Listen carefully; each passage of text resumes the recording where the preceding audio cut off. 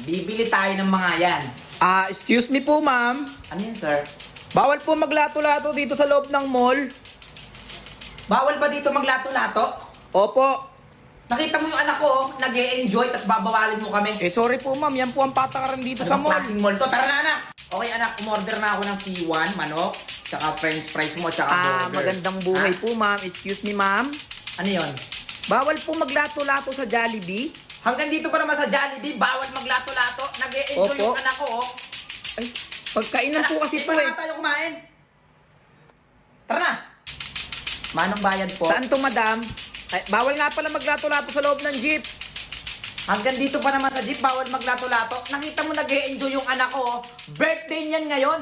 Happy birthday na Sa'yo lang na po. yan. Grabe. Anak, tara na. Sa tricycle na lang tayo sumakay. Pagbilad! Pagbilad! Hoy, Utoy! Kanina ka pa. Ang sakit mo na sa tenga, ha? Rinding-rindi na ako sa iba ka bumili. Ma, Ano yun, anak? hindi ako pinagbilad dun sa may tindahan kanina. Bakit daw? Sabi nung tindera, magulo daw ako. Ano? Teka. Tara, puntahan natin. Saan dito? Saan? Diyan, ma, diyan. Dito? Dito ka Oo. bumili kanina? Pahiram ako ng lato-lato mo, pahiram. Hoy! Hindi mo daw pinagbilan yung anak ko Paano kanina. magbibilan yung anak mo kanina? Ang sakit-sakit niyan sa tenga. Bakit? Naguguluhan ka? Oh. Ayan. Oh. Ano?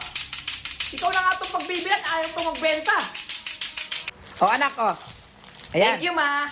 Ako, Ang wala lato-lato yun. ko.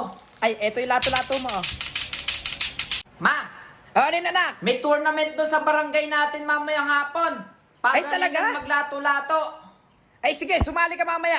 Susuportahan kita. Sige, ma. At ang ating next na kalahok, Mr. Jeffo! Woo! Anak ko yan!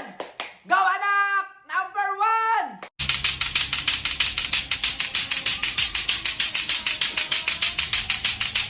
Anak, yung tinuro ko sa'yo yung tricks, yung pag ano, no?